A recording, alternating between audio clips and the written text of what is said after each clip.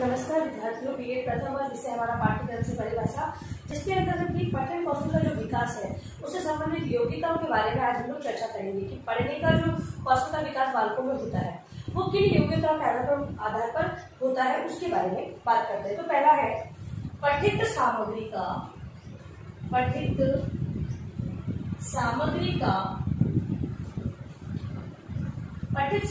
का केंद्रीय भाव या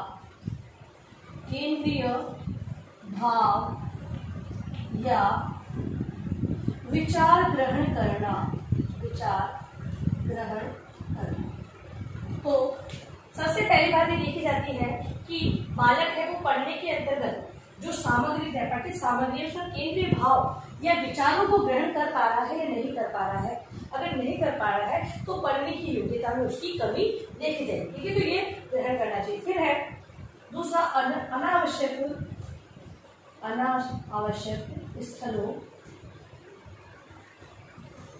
अनावश्यक स्थलों को छोड़ते हुए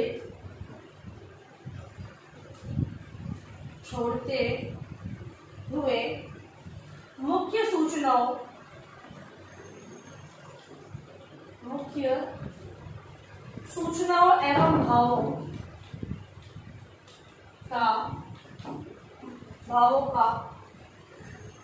को ग्रहण करना। कहने का तात्पर्य ये है कि बालक के अंतर्गत ऐसी क्षमता का विकास होना कि जो अनावश्यक चीजें हैं जिनका उपयोग नहीं होना है या फिर केवल हमें समझने के तौर पर वो दी गई है उनको छोड़ते हुए और मुख्य जो सूचना उसमें प्रतिपादित की गई है उसके मतलब ये क्या है कि अगर हम बालकों को एक पद्यांश पढ़ने के लिए देते हैं और कहते हैं कि इसमें क्या बताया गया है तो एक सारांश के रूप में वो हमें बता दे कि इसमें ये बताया गया है। इस प्रकार की जानकारी उसमें थोड़ी ऐसी योग्यता का विकास उसमें होना चाहिए। अगला है पठित सामग्री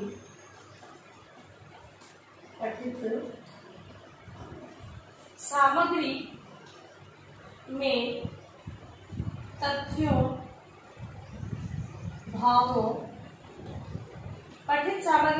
भावों और विचारों का चयन कर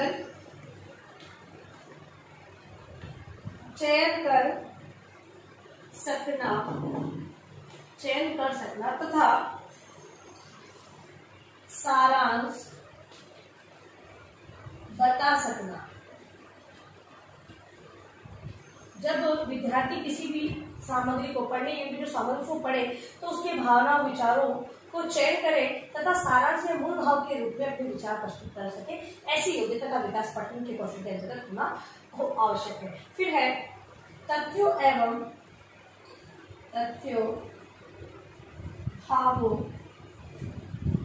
भावों एवं विचारों की क्रमबद्धता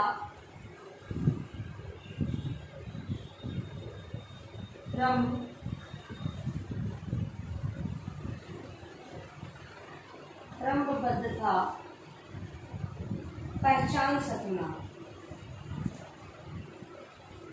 ठीक है, जो क्रम अनुसार जो विचार या भाव प्रस्तुत किए गए हैं उनको क्रमानुसार ग्रहण करने की योग्यता विकसित करना के साथ ही तथा उनमें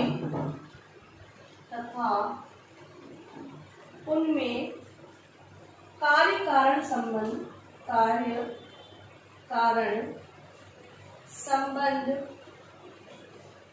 बता सकना।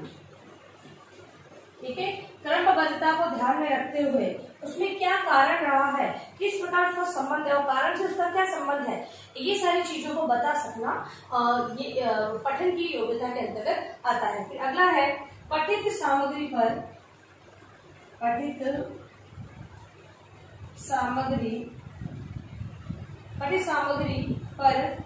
पूछे गए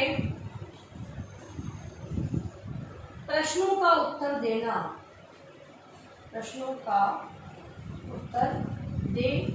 पाना। अब अगली योग्यता ये बताई गई है कि बालक ने अगर ऐसा पढ़ा है, मान लो तो उसके अंदर कौशल का विकास हो चुका है तो वो पूछे उससे संबंधित पठित सामग्री से संबंधित जो पूछे गए प्रश्न है उसका उत्तर आसानी से दे सकेगा। तो इस प्रकार की योग्यता विकसित होनी चाहिए। अगला है पठित सामग्री से पठित सामग्री से निष्कर्ष निकालना। अब जो पढ़ी हुई सामग्री है उससे जो विद्यार्थी है वो आसानी से निष्कर्ष निकाल सके, इस प्रकार की सामग्री इस प्रकार का पठन होना चाहिए। अगला है उपयुक्त शीर्षक बता पाना। अब इसी को ध्यान रखें कि पढ़कर अध्यापक है वो भी किसी भी पाठ को पढ़कर विद्यार्थियों को समझ उपयुक्त शीर्षक बता सके तथा विद्यार्थी है तो उनके अंदर में पढ़ने के कौशल के विकास के अंतर्गत ये होना जरूरी है कि वो कभी भी किसी भी गद्य या पद्यांश को पढ़े तथा उस पर उचित शीर्षक को वो बता सके। इस प्रकार की योग्यता पढ़ने के अंतर्गत मानी गई। फिर है भाषा एवं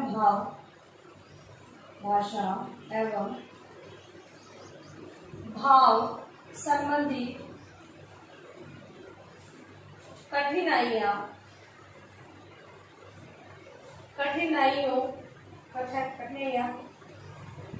सामने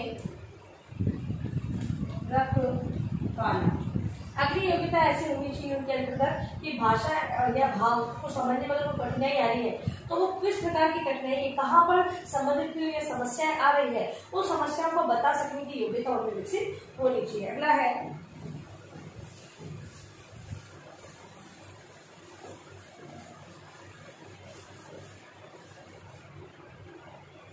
प्रसंगानुसार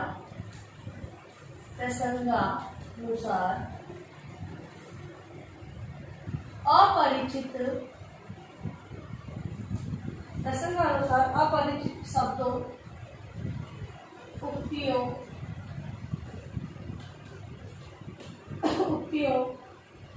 एवं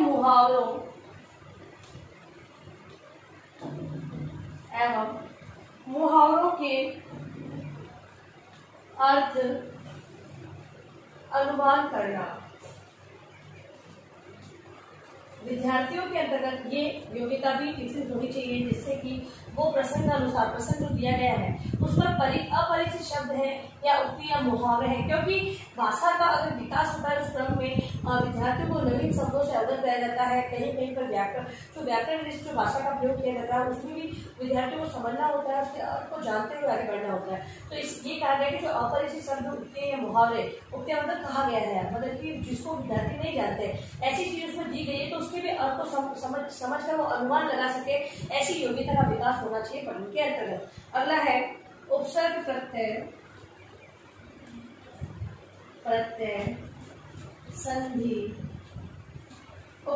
संधि विच्छेद द्वारा शब्द का अर्थ जान लेना। पालकों के अंतर्गत जो उपसर्ग प्रत्यय या फिर संधि विच्छेद जो भी है उनके अर्थ को वो जान ले, इस प्रकार की योग्यता होनी चाहिए। अगला है कोश में शब्द के लिए दिए गए अर्थों में से प्रसंगानुसार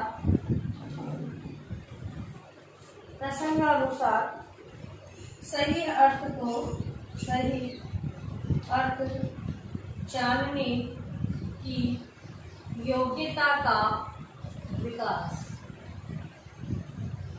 अगली बात ये बताई गई है कि जो शब्दकोश है या फिर किसी भी व्याकरण से संबंधित कोई कोश, अगर मान लो मुहावरे संबंधी कोई कोश है तो विद्यार्थी है वो क्या करे अपने प्रसंग मतलब कि कहाँ पर उसका किन शब्दों का उपयोग करना है, ऐसा प्रसंग अनुसार उसको अर्थ को जानते हुए ऐसी योग्यता विकसित हो कि कहीं पर भी किसी शब्द का कैसे प्रयोग करना है इस बारे में वो जान सके, इस प्रकार की योग्यता विकसित होनी है। अगला है शब्दों का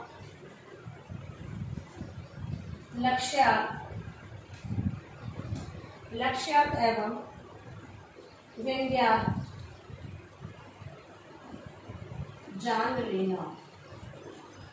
ठीक है, शब्द के अंतर्गत अगर लक्ष्य बताए जा रहे हैं, लक्षणों के आधार पर कुछ कहा जा रहा है या व्यंग्य के आधार पर किसी बात को बताया जा रहा है तो उसको भी जानना पठन के अंतर्गत जरूरी माना गया है। फिर है नाटक कहानी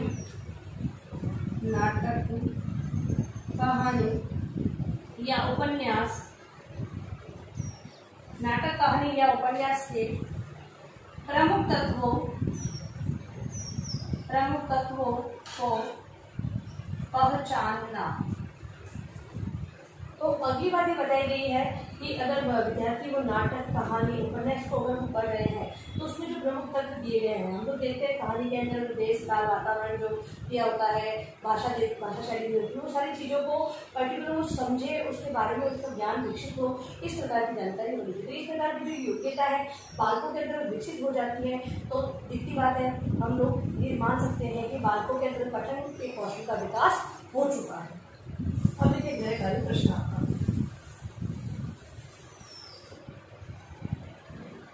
गृहकार्य प्रश्न है, पठन कौशल के विकास के लिए किन योग्यताओं का होना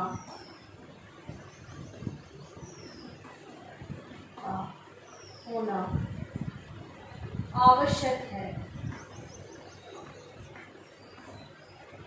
ठीक है, पठन कौशल का जो विकास करना है तो बालकों के अंदर किन किन योग्यताओं का विकास होना बहुत ही आवश्यक है। इसके बारे में आप लोग अपनी उत्तर पुस्तिका में लिखकर लाएंगे। और अंत में इस महामारी के दौर में आपको ध्यान रखना होगा कि कभी भी अगर बाहर निकलते हैं तो मास्क लगाएं, आवश्यक रूप से आसपास जो सोशल डिस्टेंस को मेंटेन करें तथा बार बार हाथों को सैनिटाइज करें या फिर हाथों को धोते रहें। सोशल डिस्टेंस ध्यान रखें।